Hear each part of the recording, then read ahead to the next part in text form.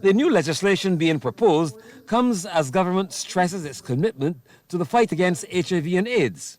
Minister of People Empowerment and Elder Affairs Kirk Humphrey insists government cannot do it alone.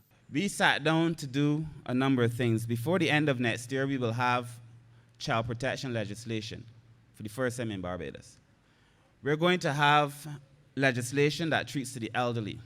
We're going to have legislation that treats to the disabled. And we're going to amalgamate social services to make it better to serve people. But this is a lot of work with very few hands. If the PM were here, she would say, many hands make light work. And so we need to be able to do so through partnership. And I do hope we can have the partnerships with all the persons who are in this place, because this is such an important work for us. The minister says there's a role for the church, but it will take more than prayer alone. And I feel this has to be a practical conversation. It does not serve any of us to believe that if we do not speak about the way our society has changed, the way people have changed, that if we can only speak about a particular group or in a particular way, that by avoiding the reality of things, that we will save lives. In fact, we do ourselves and we do those who need our help a disservice. We came to help the most vulnerable. And when we also took this oath, all of us, we said we were going to help all people.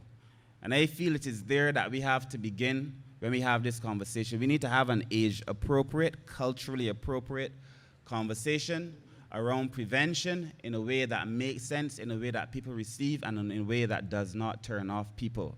Acting Director of the National HIV/AIDS Commission, Lynn Armstrong, says other initiatives are being planned. Awareness is big on our program. We have a Man Aware intervention that is up and running, and we want to reinvigorate in the new year in time for International Day of the Woman, our Speak Sister program, which is one of the first projects that the National HIV/AIDS would have done years ago. And we kind of put that on hold based on budget and whatnot. But the plan is that we will reinvigorate that in the new year. The National HIV/AIDS Commission is also receiving donations to help with its outreach efforts for the Christmas season. Trevor Thorpe, CBC News.